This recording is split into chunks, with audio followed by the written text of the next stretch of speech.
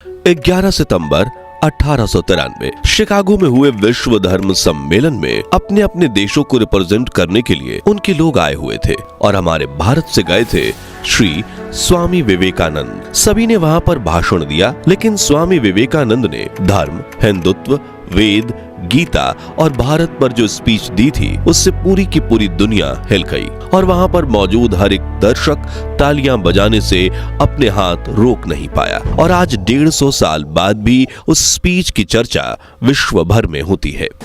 Sisters and brothers of America, America के भाइयों और बहनों, बस ये 5 शब्द गूंजे और पूरा सभागार तालियों की गड़गड़ाहट से गूंज उठा। एक युवा सन्यासी की आवाज ने न केवल 7000 लोगों का दिल जीता, बल्कि गुलामी की जंजीरों में जकड़े भारत की गूंज पूरे विश्व तक पहुंचा दी। ये वो क्षण था जब भारत के गौरव को पहचान मिली और इस ऐतिहासिक पल के नायक थे स्वामी विवेकानंद, जिन्होंने हिंदुस्तान की युवा पीढ़ी को सही राह दिखाई, भारत के महान धर्मों का प्रचार विश्व भर में किया, मौका मिलते ही पश्चिमी सभ्यता के भेदभाव वाले विचारों को धोया। 4 सालों तक अमेरिका और ब्रिटेन में भ्रमण करके भारत के वेदांतों का ज्ञान दुनिया भर में फैलाया और गोरा लोगों को गधा तक कहा। लेकिन अमेरिकी अखबार भी उनकी तारीफ में लिखते थे कि विवेकानंद दुनिया के सबसे महान व्यक्ति हैं। लेकिन क्या आप जानते हैं, एक साधारण परिवार में जन्मा नरेन महान स्वामी विवेकानंद कैसे बने? क्या हुआ जब 16 अगस्त 1886 के दिन उन्होंने अपने गुरु स्वामी रामकृष्ण को हमेशा हमेशा के लिए खो दिया। सन 1888 से 1893 तक उन्होंने साधु बनकर भारत भ्रमण करते हुए लोगों को क्या सीख दी? कैसे थे उनके जीवन के वो आखिरी क्षण जब वो 31 बीमारियों से जूझ रहे थे, और कैसे उन्होंने संसार त्यागने से महीनों पहले ही अपनी मृत्यु तिथि की भविष्यवाणी कर दी थी। जानेंगे दुनिया के सबसे बुद्धिमान व्यक्ति कहे जाने वाले स्वामी विवेकानंद से जुड़े ऐसे ही कुछ अनकहे अनसुने किस्से आज के इस वीडियो में। साथ ही उनका विश्व प्रसिद्ध शिकागो भाषण भी सुनेंगे। लेकिन उसके पहले आप वीडियो को लाइक जरूर कर दीजिए। 12 जनवरी 1863 कलकत्ता के एक बंगाली परिवार में स्वामी विवेकानंद का जन्म होता है। बचपन में इनका नाम नरेंद्र नाथ दत्त रखा गया और परिवार वाले प्यार से इन्हें नरेन कहकर बुलाते थे। उनके पिता विश्वनाथ दत्त कलकत्ता हाई कोर्ट के जाने माने वकील थे, जबकि मां भुवनेश्वरी देवी एक धार्मिक महिला थी और उन्होंने भी अपने बेटे को काफी धार्मिक संस्कार दिए थे। नरेन ने बड़े होकर राजा राम मोहन राय के ब्रह्मो समाज और केशव चंद्र सेन के 9 विधान जैसे कई धार्मिक संगठनों को ज्वाइन किया, लेकिन उन्हें अपने उलझे मन के सभी आध्यात्मिक सवालों के जवाब उन्हें श्री रामकृष्ण परमहंस से मिलने के बाद ही प्राप्त हुए। इसी बीच 21 साल की उम्र में उन्होंने अपने पिता को हमेशा हमेशा के लिए खो दिया। वो बिल्कुल अकेले पड़ गए और पिता द्वारा किए गए कर्जों का बोझ उनके नाजुक कंधों पर आ गया। तभी नरेन को पहली बार अत्यंत गरीबी क्या होती है, इन मुश्किल परिस्थितियों में उनके गुरु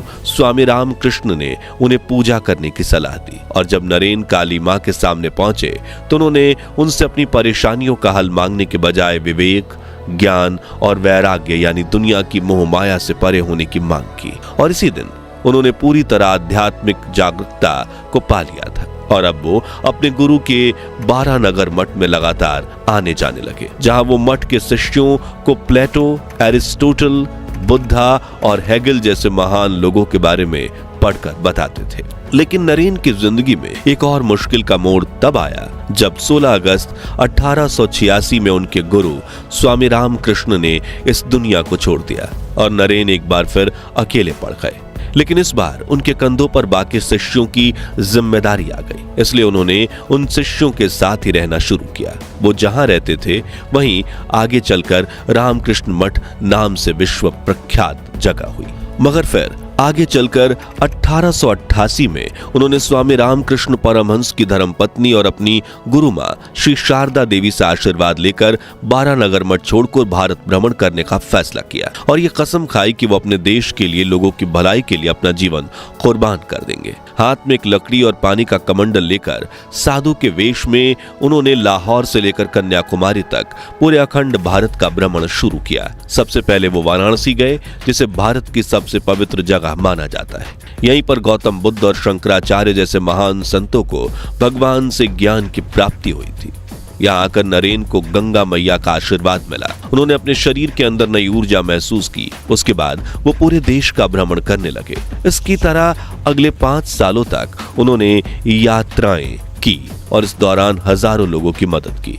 उन्हें जीवन का असली महत्व समझाया, धर्म का सही महत्व समझाया। जिसके बाद सन 1893 में एक दिन उन्हें शिकागो में होने वाले विश्व धर्म सम्मेलन में शामिल होने का अवसर मिला और उन्होंने वहां जाकर भारत को, हिंदुत्व को और अपने गुरु श्री रामकृष्ण परमहंस की विचारधारा को लोगों तक पहुंचाने का निर्णय लिया और इसी सम्मेलन में उन्हें विश्व प्रसिद्धि मिली। लेकिन इस स्पीच को सुनने से पहले हम स्वामी विवेकानंद जी के जीवन के अगले पड़ाव के बारे में जान लें। स्वामी विवेकानंद से जुड़ा एक दिलचस्प किस्सा यह है कि विवेकानंद नाम मिलने से पहले वो खुद को सच्चिदानंद कहकर पुकारा करते थे। लेकिन शिकागो जाने के सफर के दौरान ही खेतरी के महाराज अजित सिंह ने उन्हें स्वामी विवेकानंद नाम दिया, जिसका संस्कृत में अर्थ होता है विवेक यानी ज्ञान और आनंद यानी कि सुख। शिकागो में भाषण देने के बाद वो रुके नहीं, बल्कि उन्होंने हिंदुत्व, वेदांत और भारत का ज्ञान अगले 4 सालों तक अमेरिका और ब्रिटेन में भी फैलाया। इसी दौरान उन्होंने वेदांत सोसाइटी ऑफ न्यूयॉर्क की भी स्थापना की। जिसके बाद 1897 में जब वो भारत पहुंचे तो उन्हें देशवासियों की तरफ से बहुत प्यार और सम्मान मिला। भारत आते ही उन्होंने एक बार फिर भ्रमण शुरू किया और देश के अलग अलग हिस्सों में भाषण देते हुए वो कलकत्ता पहुंचे, जहां उन्होंने बेलूर मठ के पास रामकृष्ण मिशन की शुरुआत की, जिसका उद्देश्य स्वामी रामकृष्ण के धार्मिक एकता, सहिष्णुता और मानवता की सेवा के संदेश को फैलाना था। उन्होंने युवाओं को अच्छे कर्म करने के लिए प्रेरित किया, साथ ही इंटरकास्ट मैरिज को भी बढ़ावा दिया और धार्मिक ज्ञान का प्रचार किया। लेकिन इसी बीच आई एक बहुत बुरी खबर। दरअसल 39 साल की उम्र में स्वामी विवेकानंद को पता चला कि उन्हें अस्थमा की बीमारी है और उनकी सेहत खराब हो रही थी। इसी बीच उन्हें एहसास हुआ कि वो 40 साल की उम्र तक भी नहीं जी पाएंगे।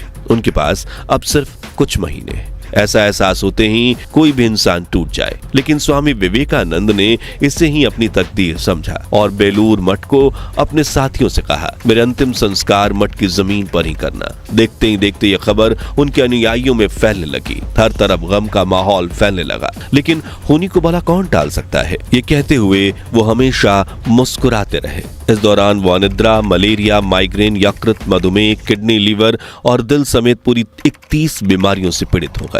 उनका स्वास्थ्य बिगड़ने लगा। उनके पैरों में हमेशा सूजन रहती। उनकी दाहिनी आंख की रोशनी भी कम होती चली गई। उनको हमेशा बुखार रहता और सांस लेने में तकलीफ रहती। उनके सीने के बाएं हिस्से में भी दर्द रहता और उनको भी अपने पिता की तरह मधुमेह की बीमारी हो गई। इस दौरान उन्हें मशहूर कविराज वैद्य सहानंद सेन गुप्ता को दिखाया गया। उन्होंने विवेकानंद के पीने के पानी और नमक खाने पर रोक लगा दी।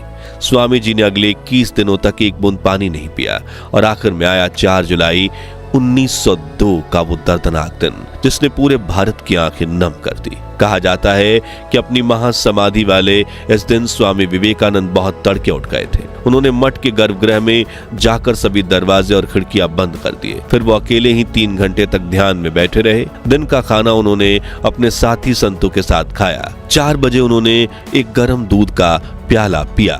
फिर वो बाबूराम महाराज के साथ टहलने चले गए।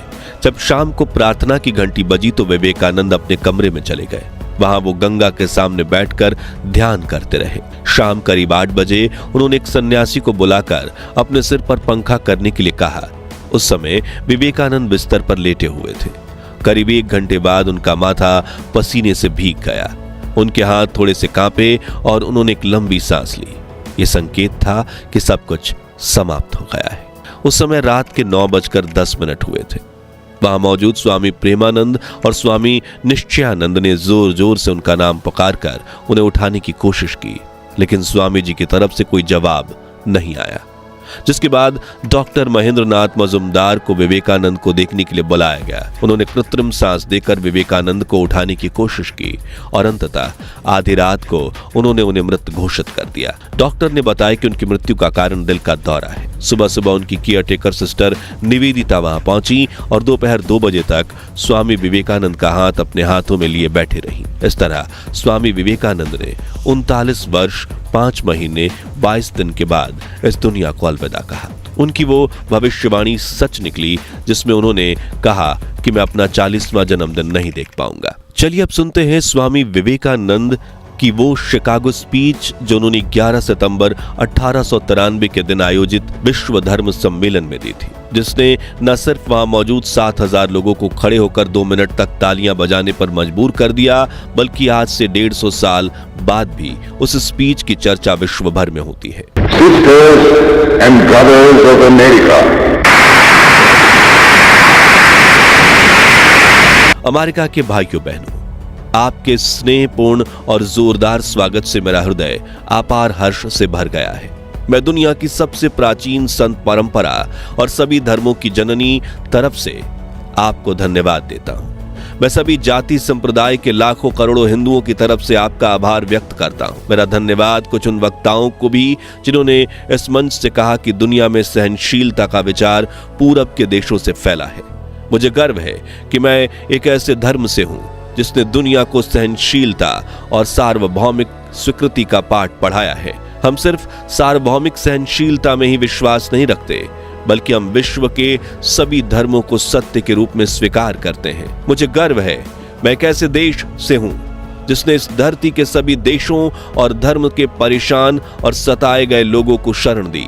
मुझे यह बताते हुए गर्व हो रहा है कि हमने अपने हृदय में उन इजराइलियों की पवित्र स्मृतियां सजो कर रखी हैं जिनके धर्म स्थलों को रोमन हमलावरों ने तोड़कर खंडहर बनवा दिया था। तब उन्होंने दक्षिण भारत में शरण ली थी। मुझे इस बात का गर्व है कि मैं एक ऐसे धर्म से हूं जिसने महान पारसी धर्म के लोगों को शरण दी और अभी भी उन्हें पाल पोस रहे हैं। मैं इस मौके पर वह श्लोक सुनाना चाहता हूं जो मैंने बचपन में याद किया था और जिसे रोज करोड़ों लोग दोहराते हैं।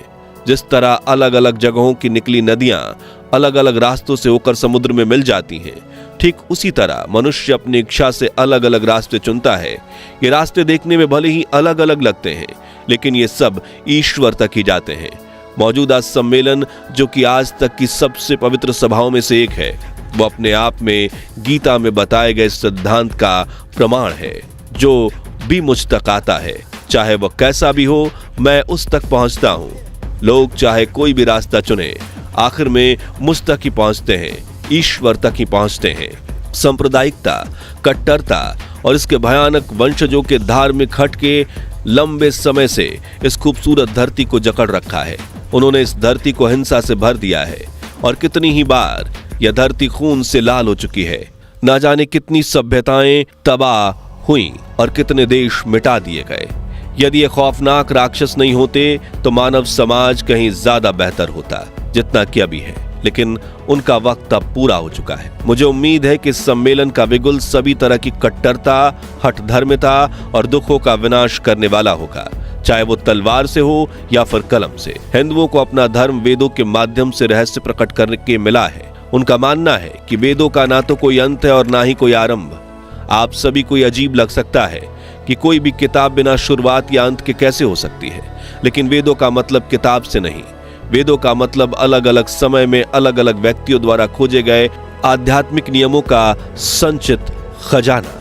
जैसे ग्रेविटेशनल रूल हमें पता लगने से पहले भी काम करता था, अगर मनुष्य जाति उसे भूल भी जाए तो भी वह अपना काम करता ही रहेगा। और ठीक यही बात आध्यात्मिक जगत का पालन करने वाले नियमों के संबंध में भी है। वेद हमें यह सिखाते हैं कि दुनिया का ना तो कोई आरंभ है और ना ही कोई अंत। कुछ लोग जन्म से सुखी होते हैं तो कुछ लोग जन्म से ही दुखी होते हैं। कुछ लोग अच्छे स्वास्थ्य का आनंद भोगते हैं तो कई लोगों के हाथ पांव नहीं होते। कई लोगों को सुंदर शरीर, सुंदर चेहरा, उत्साहपूर्ण मन और सभी आवश्यक सामग्रियां मिल जाती हैं, तो कुछ लोगों की पूरी जिंदगी दुख में कट जाती है। तो ऐसा क्यों है कि एक ईश्वर ने अलग अलग तरह के लोग उत्पन्न किया, एक को सुखी बनाया तो दूसरे को दुखी बनाया? ऐसा क्यों किया? भगवान ने ऐसा पक्षपात क्यों किया? देखिए, सभी धर्म में यह बताया जाता है कि ईश्वर भेदभाव नहीं करते, इसलिए जन्म से पहले ही कुछ ऐसे कारण रहे होंगे जिसके फलस्वरूप इंसान सुखी या दुखी होता है, और वे कारण उसके पिछले जन्म के कर्म। और वेद में हमें प्रेम के संबंध में भी इसी प्रकार की शिक्षा देते हैं। प्रेम के संबंध में भगवान श्री कृष्ण का उपदेश है कि मनुष्य को इस संसार में कमल के पत्ते की तरह रहना चाहिए। कमल का पत्ता जैसे पानी में रहकर भी उससे भीगता नहीं, उसी प्रकार मनुष्य को संसार में रहकर उसका हृदय ईश्वर में लगा रहे और हाथ कर्म में लगा रहे। आखिर में बस इतना कहना चाहूंगा कि अगर कोई ये चाहता है कि सारे धर्म नष्ट हो जाएं और सिर्फ उसका धर्म बचे, तो मैं उसे स्पष्ट शब्दों में ये कह देता हूं कि शीघ्र ही सारे धर्मों के प्रतिरोध के बावजूद हर धर्म की पताका पर यह लिखा रहेगा कि सहायता करो, लड़ो मत, आत्मसार करो, विनाश नहीं, शांति रखो, मतभेद नहीं। आप सभी को मेरा कोटि कोटि धन्यवाद। तो मित्रों, अगर आपको भी भारत की महान शख्सियतों में से एक स्वामी विवेकानंद जी पर गर्व है तो कमेंट बॉक्स में उनकी तारीफ में 2 बोल जरूर लिखिए। और अगर आपने इस सीरीज का पार्ट 1 नहीं देखा तो आप यहां क्लिक करके देख सकते हैं। उम्मीद है आपको ये वीडियो पसंद आई होगी। अगर हाँ तो इसे लाइक और शेयर करके 11,000 लाइक्स के लक्ष्य को हासिल करने में हमारी मदद कीजिए। और ऐसे ही दिल छू लेने वाले वीडियोस के लिए हमारे चैनल को सब्सक्राइब करके पास वाली घंटी जरूर बजा दीजिए। जय हिंद, जय भारत।